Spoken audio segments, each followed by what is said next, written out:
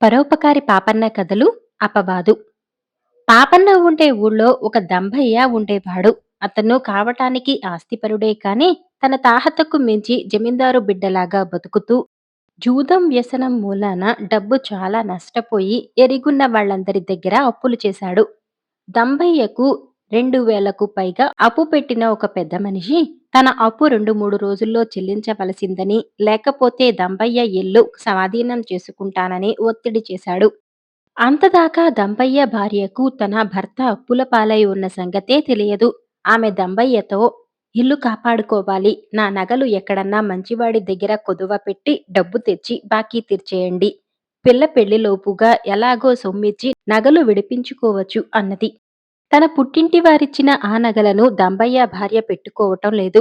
ఆమె వాటిని తన కుమార్తె కోసం భద్రంగా ఒక పెట్టెలో దాచి ఉంచింది. వాటిని అమ్మటానికి కాని, తాకట్టు పెట్టటానికి కాని తన భార్య ఒప్పుకోదని దంపయ్యకు తెలుసు. అయినా అతను వాటిని ఏనాడో సొమ్ము చేసేశాడు. ఒకసారి అతను జూదంలో ఒకతనికి చాలా పెద్ద మొత్తం బాకీ పడి, బాకీ మరొక విధంగా తీర్చలేక తన భార్యకు తెలియకుండా ఆమె నగలు తస్కరించి తీసుకుపోయి జూదంలో గెలిచిన వాడికి ఇచ్చేశాడు. తర్వాత ఆ ఇద్దరూ ఒక కంసాలి వద్దకు వెళ్లి ఆ నగల లాంటివే గిల్టు నగలు చేయించారు. దంపయ్య వాటిని తెచ్చి తన భార్య నగల పెట్టెలో ఉంచేశాడు. ఇప్పుడు భార్య తన నగలను తాకట్టు పెట్టి సొమ్ము తెచ్చి బాకీ తీర్చి ఇల్లు నిలబెట్టమనేసరికి, సరే, అలాగే చేద్దాం అని దంబయ్య నగల పెట్టె తీసుకుని బయలుదేరాడు. ఈ నకిలీ నగలను ఎవరికి సులువుగా అంటగట్టవచ్చునా అని దంబయ్య ఆలోచించక పాపన్న జ్ఞాపకం వచ్చాడు. పాపన్న అమాయకుడు.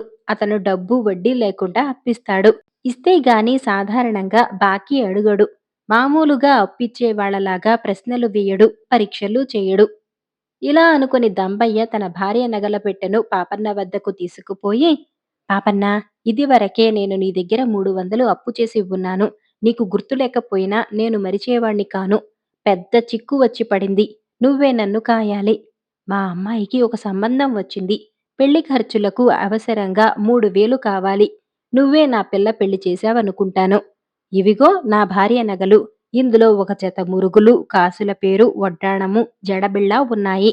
నువ్వే చూడు అని జేబులు తడువుకొని, అరెరే, దీని తాళం చెవి ఇంట్లోనే మరిచిపోయి వచ్చినట్టున్నానే అంటూ విచారం వెలిబుచ్చాడు. నీ మాట చాలదా దంపయ్యా? నేను నగలు చూడాలా ఏమిటి? తాళం చెవి నీ దగ్గరే ఉండని. తిరిగి ఈ పెట్టెను ఇలాగే తీసుకుపోవచ్చు. నీకు డబ్బిస్తాను. పిల్ల పెళ్లి జరిపించు. శుభస్య శీఘ్రం అని పాపన్న 3000 ఎంచి దంపయ్యకిచ్చి పంపేసి నగల పెట్టెను లోపల దాచిపెట్టాడు. ఆ డబ్బుతో దంపయ్య తన బాకీ తీర్చి ఇంటిని కాపాడుకున్నాడు. తన నగలను మరొకరి దగ్గర కాకుండా పాపన్న దగ్గర తాకట్టు పెట్టినందుకు దంపయ్య భార్య కూడా సంతోషించింది. కాలం గడుస్తున్నది. దంపయ్య భార్య తన నగలను తాకట్టు విడిపించమని భర్తను తొందర చేస్తున్నది. డబ్బు దొరకలేదు, తొందరపడకు అని దంపయ్య భార్యకు సమాధానమిస్తున్నాడు. అతను సాధ్యమైనంత వరకు పాపన్న కంట పడకుండా తిరుగుతున్నాడు. ఒకసారి పాపన్న కనిపించి, పిల్ల పెళ్లి సలక్షణంగా జరిగిందా అని అడిగితే, ఆ సంబంధం తప్పిపోయింది, వేరే సంబంధాలు చూస్తున్నాం అని దంబయ్య అబద్ధం చెప్పి తప్పించుకున్నాడు. ఇలా 2 ఏళ్లు జరిగిన మీదట దంబయ్య కూతురికొక మంచి సంబంధం నిజంగానే వచ్చింది. వధూవరులు ఒకరినొకరు చూసుకుని ఇష్టపడ్డారు. వరుడి తండ్రి మటుకు సాలంకృత కన్యాదానం జరగాలని పట్టుపట్టాడు. సాలంకృత కన్య అంటే తలకు, మెడకు, చేతులకు, నడుముకు బంగారు నగలుండాలి. యథాశక్తి పిల్లకు ఏవో నగలు పెడతానంటే వరుడి తండ్రి ఒప్పుకోలేదు. వరుడే పట్టుపట్టవద్దని సలహా ఇచ్చినా అతని తండ్రి విన్నాడు కాడు. నిక్షిపం లాంటి సంబంధం చేయదాటిపోయేటట్టు కనపడింది. పెళ్లి కూతురు ఏడవసాగింది. తాకట్టు నగలను విడిపించుకురమ్మని భార్య దంబయ్యను అడిగింది. దంబయ్య తన భార్యను తిట్టి ఇంకో సంబంధం చూస్తానని ఇంటి నుంచి బయలుదేరి వెళ్ళాడు. పాపన్న దయతలిస్తే తప్ప తన కూతురికి పెళ్లి జరగదనుకుని దంబయ్య భార్య తన కుమార్తెను వెంట పెట్టుకుని పాపన్న ఇంటికి వెళ్ళింది. పాపన్న ఇంటలేడు కాని మీనాక్షి ఉన్నది. దంబయ్య భార్య మీనాక్షిని తన కూతురి పెళ్లి ఎలాగైనా జరిపించమని వేడుకున్నది. నిజమేనమ్మా, బాకీతో ముడిపెట్టి మంచి సంబంధం వదులుకుంటారా? మా ఆయన రాగానే మీ నగల పెట్టె మీకు పంపిస్తాను. మీకు నచ్చిన సంబంధాన్ని పోనివ్వకండి అన్నది మీనాక్షి. దంబయ్య భార్య ఇంటికి తిరిగి వెళ్ళి, రేపు నిశ్చితార్థం చేసుకునేటందుకు రండి. మీ ఇష్ట ప్రకారమే వివాహం జరుపుతాము అని పెళ్లివారికి కబురు చేసింది. భర్త రాగానే అతనితో జరిగిందంతా చెప్పి పాపన్నను, మీనాక్షిని తెగ పొగిడింది. ఇది ఒకందుకు మంచిదే అనుకున్నాడు దంబయ్య. అన్నట్టుగానే మర్నాడు పాపన్న నగల పెట్టెతో సహా దంబయ్య ఇంటికి వచ్చాడు. నిశ్చితార్థానికి పాపన్నను కూడా ఉండమని దంబయ్య కోరాడు. కొద్దిసేపట్లో వరుడు, వరుడి తండ్రి, పురోహితుడు, సిద్ధాంతి వచ్చారు. దంబయ్య నగల పెట్టె వాళ్ల ముందు పెట్టి, ఇవి నా భార్య నగలు. వీటితోనే కన్యాదానం చేద్దామనుకున్నాం. కానీ గ్రహచారవశాత్తు వీటిని ఈ పాపన్న గారి వద్ద 3000కు తాకట్టు పెట్టవలసి వచ్చింది. అయినా ఆయన సద్బుద్ధితో అప్పు నింపాదిగా తీర్చుకోమని ఈ నగలు తెచ్చి ఇస్తున్నాడు. ఆయన దయ వల్లనే ఈ పెళ్లి జరుగుతుంది అన్నాడు. అదంతా ఇప్పుడెందుకులే, పెట్టె తెరిచి లాంఛనంగా వారికి నగలు చూపించు అన్నాడు పాపన్న. దంబయ్య లేచి వెళ్లి పెట్టె తాళం చెవి తెచ్చాడు. ఆ తాళం చెవి పాపన్న వద్ద ఉండకపోవటం అందరికీ ఆశ్చర్యం కలిగించింది. దంబయ్య తనకిచ్చిన తాళం చెవిని పాపన్న వరుడి తండ్రికి ఇచ్చాడు. ఆయన పెట్టి తెరిచి అందులోని నగలను పైకెత్తి, ఏమిటి నగలు? అన్నీ గిల్టు నగలు. అన్నీ కలిసి రూ. 50 చెయ్యవు అంటూ దంబయ్యకేసి రౌద్రంగా చూశాడు. దంబయ్య పాపన్నకేసి అంతకన్నా భయంకరంగా చూసి, ఇదేమిటి పాపన్నా, నమ్మినందుకు భలే పని చేశావే. అసలు నగలు కాజేసి నకిలీ నగలు పెట్టేశావా? గొప్ప పరోపకారినని చెప్పుకు తిరుగుతూ ఇలాంటి పని చేసే నీవంటి వాణ్ణి ఏం చేసినా పాపం లేదు అని అరిచాడు. తాళం చెవి మీ దగ్గరేగా ఉంది అన్నాడు వరుడు. దంబయ్య భార్య తన భర్త చేసిన మోసం గ్రహించి, ఇదంతా నా కర్మ. ఇటువంటి దుర్మార్గానికి ఒడిగట్టిన మనిషి చేజేతులా నా పిల్ల గొంతు కోసేస్తాడు. ఎంత ఘోరం వచ్చి పడిందిరా దేవుడా అని వలవల ఏడ్చింది. పాపన్న దంబయ్య భార్యను అవతలకు తీసుకుపోయి, చూడండమ్మా, నా పైన అపనింద వస్తే పోయేదేమీ లేదు. కానీ ఈ పని చేసిందెవరో మీకు తెలిసిన పక్షంలో పైకేమీ అనకండి. ఈ పెళ్లి జరిగి తీరుతుంది. మీరు ఏమీ అనకుండా ధైర్యంగా ఉండండి అని చెప్పాడు. అతను యువతలికి వచ్చి, ఇప్పుడే ఒక అరగంటలో వస్తాను. అంతదాకా ఆగి ఉండండి అని చెప్పి చకచకా ఇంటికి వెళ్ళాడు. అతను మీనాక్షితో, ఒక పిల్ల జీవితం భ్రష్టు కాకుండా చూడాలి. నీ నగలియ్యి అన్నాడు. మీనాక్షి తన నగల పెట్టె తీసుకుని పాపన్న వెంట తాను కూడా బయలుదేరవచ్చింది. పాపన్న లేని సమయంలో దంభయ్య పాపన్న మోసగాడన్నది ప్రచారం చేయ యత్నించాడు. కాని ఒక్కరు కూడా పాపన్న మోసం చేశాడని నమ్మలేదు. పాపన్న కోరినందుకే పెళ్లివారు వెళ్ళిపోకుండా ఆగారు. ఇంతలో పాపన్న తిరిగి వచ్చి మీనాక్షి చేతి నుంచి నగల పెట్టె తీసుకుని తెరిచి పెళ్లివారి ముందు పెట్టి, ఈ నగలు పెళ్లి కూతురికి పెడతాం. పెళ్లి నిశ్చయం చేసుకోండి అన్నాడు. ఈ లోపల నకిలీ నగలను పరీక్షిస్తున్న వరుడు, ఈ వడ్డాణం మీద దీన్ని చేసిన వాడి గుర్తున్నది. ఇది వెంకటాచారి అనే కంసాలి గుర్తు అన్నాడు. ఈ మాట చెవిన పడగానే దంపయ్య ముఖం వెలవెలపోయింది. పాపన్న చప్పున గిల్టు నగలను పెట్టెలో పెట్టి పెట్టెను మూస్తూ, ఆ గొడవంతా ఇప్పుడు దేనికి? వీటిని దంబయ్య నా దగ్గర తాకట్టు పెట్టాడు. అవి నా దగ్గరే ఉంటాయి అన్నాడు. పాపన్న ఉదార బుద్ధి అందరికీ స్పష్టమైంది. పెళ్లికొడుకు తండ్రి మీనాక్షి నగలను తీసుకో నిరాకరిస్తూ పెళ్లి నిశ్చయం చేశాడు. ఈ వృత్తాంతం క్షణంలో ఊరంతా పొక్కింది. ఒక పెద్ద మనిషి దంబయ్య ఇంటికి వచ్చి అక్కడ ఉన్న పెళ్లి పెద్దలతో, ఇవిగోనండి మీరు చేసుకోబోయే పిల్ల నగలు. జూదంలో ఓడిపోయి ఈ దంబయ్య నాకీ నగలిచ్చాడు. మేమిద్దరము కలిసి నకిలీ నగలు చేయించాం. అసలు నగలను పాపన్నగారు కాజేసి నకిలీ నగలు పెట్టెలో ఉంచినట్టు అపవాదు పుట్టిందని విని సహించలేక వీటిని తిరిగి ఇచ్చేస్తున్నాను. జూదంలో గెలుచుకున్నవే గాని ఈ నగలు నా కష్టార్జితం కావు గనుక ఇవి పోతే నాకేమీ విచారం లేదులేండి అన్నాడు. దంపయ్య కూతురి పెళ్లి సలక్షణంగా జరిగింది. కాని అంతదాకా ఎంతో గుంబనంగా బతుకుతున్న దంపయ్య బతుకే బయటపడింది. నాట్య ప్రదర్శన. ఒక దంపయ్య పాపన్న దగ్గర గిల్టు నగలు కుదువ పెట్టి 3000 అప్పు తీసుకున్నాడన్న వార్త కార్చిచ్చులాగా చుట్టుపక్కల గ్రామాలకు కూడా పాకి దంపయ్య పరువంతా ఒక్కసారిగా తుడిచిపెట్టుకుపోయింది. ఇది జరిగిన కొద్ది రోజులకే ఆ దేశపు రాజుగారు జైత్రయాత్ర నుంచి తిరిగి వస్తూ ఆ ప్రాంతాలలోనే మజిలీ చేస్తారని తెలియవచ్చింది. ఆ చుట్టుపక్కల ఉండే 10-12 గ్రామాల ప్రముఖులందరూ చేరి రాజుగారికి మర్యాదలన్నీ జరిపి ఆయన గౌరవార్థం విందులు, వినోదాలు ఏర్పాటు చేయాలని తీర్మానించారు. ఇలా కార్యభారం మీద వేసుకున్న వారిలో పాపన్న కూడా ఉన్నాడు. ఆ 10-12 గ్రామాలలో ఉండే నటులు, గాయకులు, నర్తకులు, వాద్యగాళ్లు ఏకమై రాజుగారి ముందు వేరు కళా ప్రదర్శనలిచ్చి తగిన సన్మానం పొంది ఆ డబ్బుతో కళాభివృద్ధికి సాధనాలు, స్థల సౌకర్యాలు ఏర్పాటు చేసుకుందామనుకున్నారు. ఇప్పుడున్న స్థితిలో వారికి తగిన దుస్తులు, ఆభరణాలు, వాద్యాలు తగినట్టుగా లేవు. అందుచేత రాజుగారి ముందు ప్రదర్శనలివ్వటానికి ప్రతీదీ ఎక్కడో ఒక చోట అరువు తేవలసి వచ్చింది. అన్నీ దొరికాయి కానీ నాట్యగత్తెకు కావలసిన ఆభరణాలు మాత్రం అరువుకు కూడా దొరకలేదు. ఈ సంగతి వినగానే పాపన్న ఉండే గ్రామాధికారికి పాపన్న వద్ద తాకట్టు గిల్టు నగలు జ్ఞాపకం వచ్చాయి. ఆయన కళాకారులతో, మా ఊరి పాపన్న వద్ద గిల్టు నగలున్నాయి. అవి మీ నర్తకి చేసే భరతనాట్యానికి పనికొస్తాయి. అవి మీరు వాడుకొని రాజుగారు నర్తకికి చేసే సన్మానంలో మూడో వంతు అతనికి ముట్ట చెప్పండి. ప్రతిఫలం మాట ముందుగా పాపన్నతో మాత్రం అనకండి. అతనికి అలాంటివి పనికిరావు అన్నాడు. కళాకారులు గ్రామాధికారిని వెంటపెట్టుకుని పాపన్న ఇంటికి వెళ్లి భరతనాట్య ప్రదర్శనకి గెల్టు నగలు అరువియ్యమని కోరారు. నా దగ్గర గెల్టు నగలేవీ లేవే అన్నాడు పాపన్న. అలా అంటావేం పాపన్న? మన గ్రామం దంబయ్య నీ దగ్గర కుదువ పెట్టినవి గిల్టు నగలేగా అన్నాడు గ్రామాధికారి. అవి దంబయ్యవి కదా! అదీగాక ఆ పెట్టె తాళం చెవి నా దగ్గర లేదు. మీకు నగలే కావాలంటే మంచి నగలే ఇస్తాను తీసుకోండి అన్నాడు పాపన్న.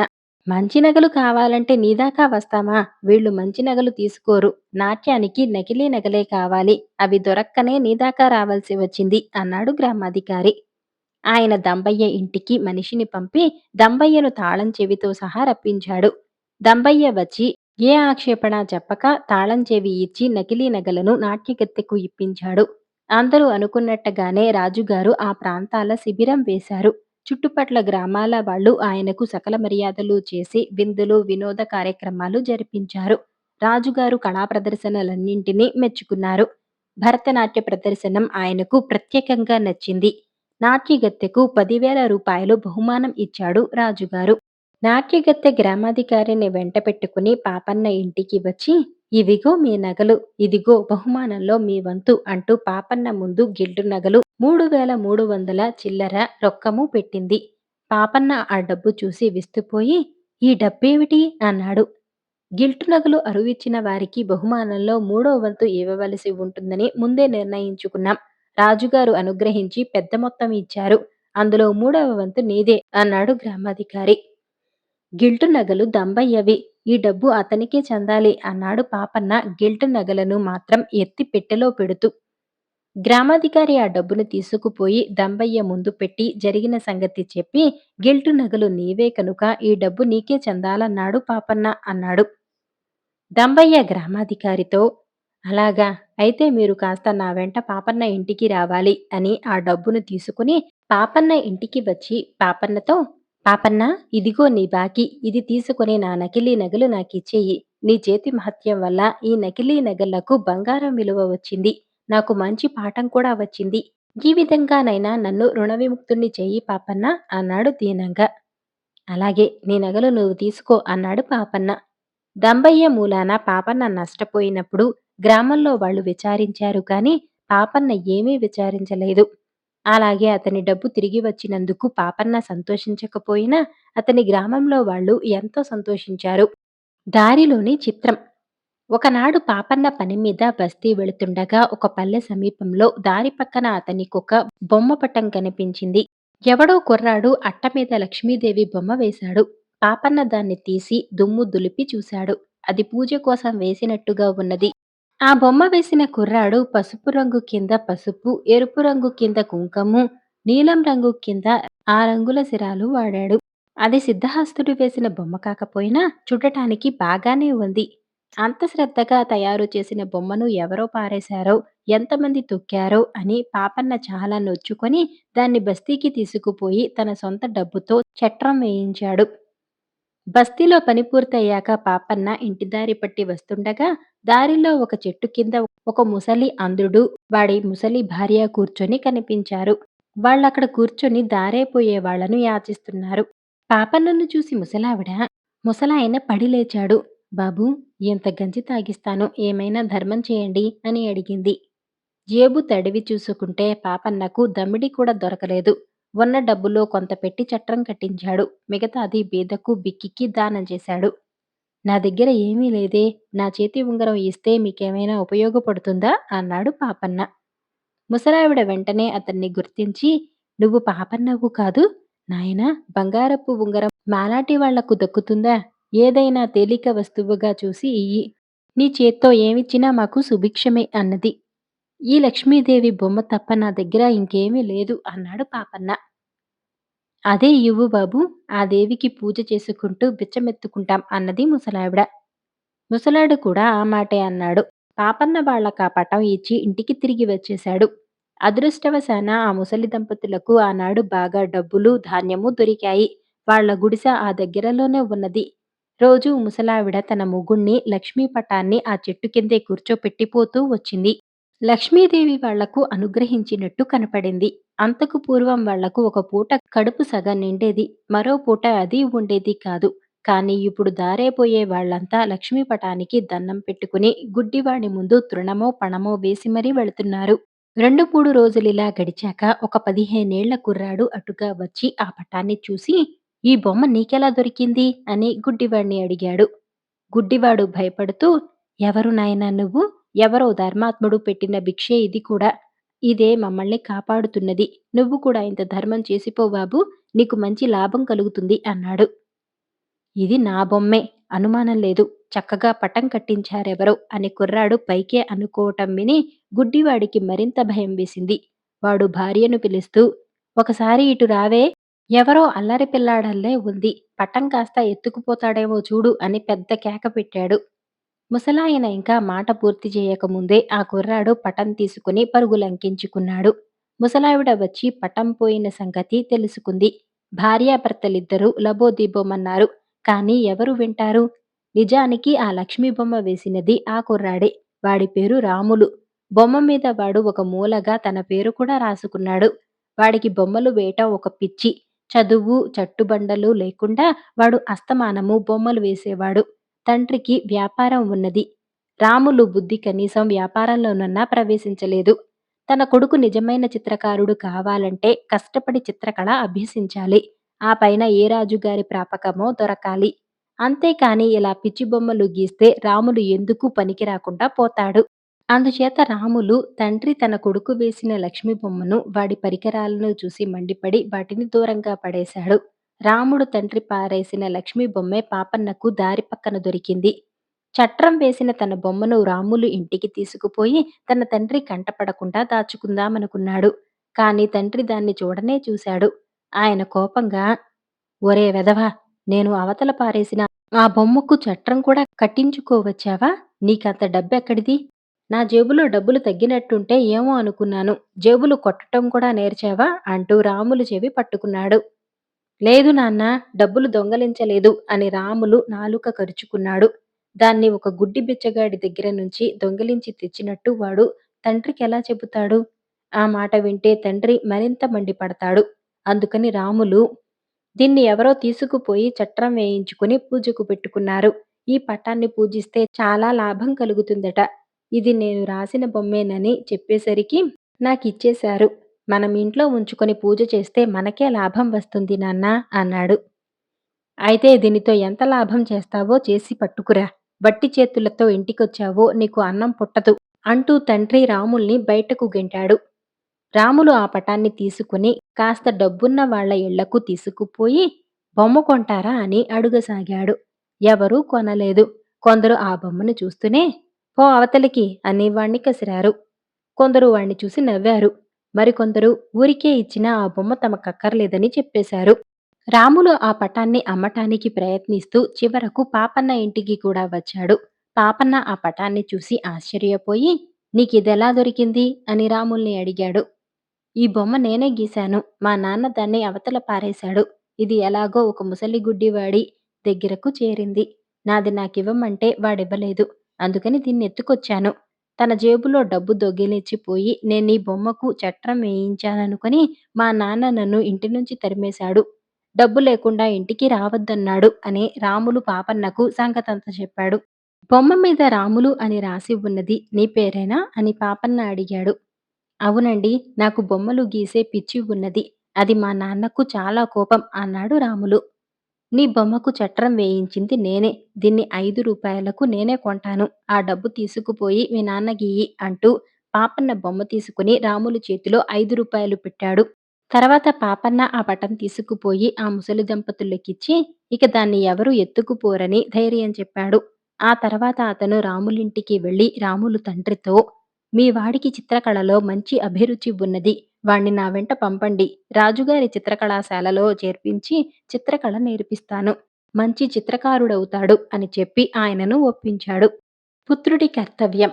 ఒకసారి పాపన్న తన ఇంటికి సున్నం కొట్టించటానికి పాత సామానులన్నీ సర్దుతుండగా ఒక పెట్టె అడుగున ఒక కాగితం మడత కనపడింది. దాన్ని విప్పి చూస్తే ఇలా రాసి ఉన్నది: గుర్రంపల్లి వెంకట సుబ్బయ్యకు నేను ఇవ్వవలసిన నా ప్రాణం వెల 100 రూపాయలు. నా చికిత్సకు గాను మందు మాకుల కింద ఇవ్వవలసినది 15 రూపాయలు. వెరసి 115 రూపాయలు. ఆ కాగితంలోని దస్తూరి పాపన్న తండ్రి అయిన సోమయ్యది. తన తండ్రి ఎవరో వెంకట సుబ్బయ్య అనే గుర్రంపల్లి కాపరస్తుడికి 115 రూపాయలు బాకీ పడ్డాడన్నంత వరకే పాపన్నకు అర్థమైంది కాని, ఆ బాకీ తాలూకు వివరాలు ఏమీ అర్థం కాలేదు. అందుచేత అతను ఆ కాగితంలో రాసి ఉన్న మాటలు తన తల్లికి వినిపించి, "ఈ వెంకట సుబ్బయ్య ఎవరో, ఈ బాకీ ఏ బాపతో నీకేమైనా తెలుసునా అమ్మా?" అని అడిగాడు. తల్లి కాసేపు ఆలోచించి, "ఆ! కొంచెం కొంచెం జ్ఞాపకం వస్తున్నదిరా. అయితే ఆ బాకీ తీరనే లేదన్నమాట. నాకేం తెలుస్తుంది? నాతో ఏమి చెప్పేవారు చేసేవారు కారాయె. ఎప్పుడో 30 ఏళ్ల క్రితం నువ్వు 3 ఏళ్ల వాడవుగా ఉన్నప్పటి సంగతి" అంటూ ఇలా చెప్పింది. పాపన్న తండ్రి సోమయ్య చాలా బీదగా జీవితం గడిపాడు. కొద్దిపాటి పొలం ఉండేది. అందుచేత ఎక్కడన్నా భోజనము, దక్షిణ డబ్బులు తీరుకుతాయంటే సోమయ్య ఎంత దూరమైనా వెళ్ళేవాడు. అలాగే ఒకసారి సోమయ్య రాజధానిలో ఒక రాజోద్యోగి ఇంట పెళ్లి అయితే వెళ్ళాడు. అక్కడ భోజనం చేసి దక్షిణ పుచ్చుకొని తిరిగి వచ్చేటప్పుడు ఆయనకు వెంకట సుబ్బయ్య అనే ఆయన తోడు దొరికాడు. ఆ వెంకటయ్య సుబ్బయ్యది గుర్రంపల్లి అనే గ్రామం. ఆయన కూడా పెళ్లికి వచ్చినవాడే. ఇద్దరిది ఒకే దారి కనుక కబుర్లు చెప్పుకుంటూ ప్రయాణం చేశారు. వాళ్ళు గుర్రంపల్లిని చేరవస్తుండగానే బాగా చీకటి పడింది. ఆ సమయంలో ఏ చెట్టు చాటు నుంచో ఒక దొంగ వాళ్ళ ముందుకు వచ్చి చేతికర్రతో ఇద్దరి కాళ్ల మీద బలంగా కొట్టాడు. అయితే దెబ్బ సోమయ్యకే బలంగా తగిలింది. ఆయన పడిపోయాడు. తర్వాత దొంగ ఆ ఇద్దరిని చెరొక చెట్టుకు కట్టేసి ఇద్దరి దగ్గర ఉన్న డబ్బు లాగేసుకొని, "మీలో ఎవడు వెళ్లి 100 రూపాయలు తెచ్చి ఇచ్చినా రెండో వాణ్ణి కూడా విడిచిపెడతాను. చెప్పండి ఎవరు వెళ్లి డబ్బు తెస్తారు? డబ్బు తేబోయిన వాడు తెల్లారేలోగా డబ్బు తేకపోయినా, వెంట ఎవరినన్నా తోడు తెచ్చినా ఇక్కడ ఉండే వాణ్ణి పొడిచి చంపేస్తాను" అన్నాడు. ఇద్దరు మనుషులు కలిసి దొరికారు కనుక దొంగ ఈ ఎత్తు వేశాడు. అదే ఒంటరి ప్రయాణికుడై ఉంటే దగ్గర ఉన్నది కాజేసి దొంగ తృప్తి పడేవాడే. కాని ఇద్దరుగా దొరికారు గనుక వాడి ఎత్తు పారింది. ఎవరో ఒకరు వెళ్లి 100 రూపాయలు తెచ్చి ఆ దొంగ మొహాన కొట్టి రెండో వాణ్ణి విడిపించాలి. సోమయ్య ఉండే గ్రామం చాలా దూరం. అక్కడికి వెళ్ళటానికే ఒక రోజు పడుతుంది. తెల్లవారే లోపుగా తిరిగి రావటం అసంభవం. ఒకవేళ తిరిగి వచ్చినా సోమయ్య ఎంట చిల్లి గవ్వలేదు. 100 రూపాయలెలా తెస్తాడు? "మా గ్రామం దగ్గరలోనే ఉన్నది. నన్ను వదిలిపెట్టు. నేను డబ్బు పట్టుకొస్తాను" అన్నాడు వెంకట సుబ్బయ్య దొంగతో. దొంగ వెంకట సుబ్బయ్య కట్లు విప్పి వెళ్ళిపోనిచ్చాడు. అలా దొంగ బారి నుంచి తప్పించుకొని బయటపడిన వెంకట సుబ్బయ్య తనను విడిపించటానికి 100 రూపాయలతో తిరిగి వస్తాడని సోమయ్య కలలో కూడా అనుకోలేదు. అతనన్నా తప్పించుకుపోయాడు కదా అని సంతోషిస్తూ తెల్లవారే లోపల తన చావు ఖాయం చేసుకున్నాడు సోమయ్య. ఆయనకు దైవధ్యానం చేస్తూ చావు కోసం ఎదురు చూడటం తప్ప ఇంకేమీ మిగలలేదు. కానీ తెల్లవారక ముందే వెంకట సుబ్బయ్య తిరిగి వచ్చాడు. "ఇదిగోనయ్యా 100 రూపాయలు. ఆయనను వదిలిపెట్టి డబ్బు తీసుకో" అన్నాడు. దొంగవాడు డబ్బు తీసుకుని ఎటో మాయమయ్యాడు. దారిలో కలిసిన స్నేహాన్ని పాటించి 100 రూపాయలు తెచ్చి దొంగకు సమర్పించి తన ప్రాణం కాపాడిన ఆ వెంకట సుబ్బయ్యకు తన కృతజ్ఞత ఎలా తెలపాలో సోమయ్యకు తెలియలేదు. అంతటితో ఆగక వెంకట సుబ్బయ్య సోమయ్య బరువంతా తన మీద వేసుకుని నడిపించుకుంటూ తన ఇంటికి తీసుకుపోయి 4 రోజుల పాటు తన ఇంటనే ఉంచుకుని ఆయనకు చికిత్స చేయించి దెబ్బతిన్న కాళ్ళు నయం చేయించాడు. చిత్రమేమిటంటే వెంకట సుబ్బయ్యది బీద సంసారమే. అతను 100 రూపాయలు ఆ రాత్రికి రాత్రి ఎలా పుట్టించాడో సోమయ్యకు అర్థం కాలేదు. ఆ 100 రూపాయలు తన చికిత్సకైన ఖర్చు 15 రూపాయలు వెంకట సుబ్బయ్యకు ఎలా తిరిగివ్వాలో కూడా సోమయ్య ఊహించలేకపోయాడు. ఆయన తన గ్రామానికి బయలుదేరుతూ సాధ్యమైనంత త్వరలో 115 రూపాయల బాకీ తీర్చేస్తానని మాట ఇచ్చి వెంకట సుబ్బయ్య దగ్గర సెలవు తీసుకున్నాడు. సోమయ్య ఇంటికి వచ్చి జరిగినదంతా తన భార్యకు చెప్పాడు. తాను వెంకట సుబ్బయ్య ఎంట తన చెంబు మరిచి వచ్చిన సంగతి భార్య అడిగిన దాకా సోమయ్యకు గుర్తురాలేదు. ఈ సంఘటన జరిగిన తర్వాత సోమయ్య 2 మాత్రమే జీవించాడు. ఆ వెంకట సుబ్బయ్య బాకీ తీరిందో లేదో పాపన్న తల్లి ఎరుగదు. సోమయ్య ఇంటి పట్టున ఉండిన మనిషి కాడు. అస్తమానము ఎటో వెళ్ళేవాడు. ఇల్లు దాటి వెళితే 4, 5 రోజుల దాకా ఇంటి ముఖం చూసేవాడు కాదు. అదీగాక ఆ రోజుల్లో మగవాళ్ళు డబ్బు గురించిన విషయాలు ఆడవాళ్లతో చర్చించేవాళ్ళు కారు. ఆఖరిసారి జబ్బు పడినప్పుడు కూడా సోమయ్యకు నోరు పడిపోయింది.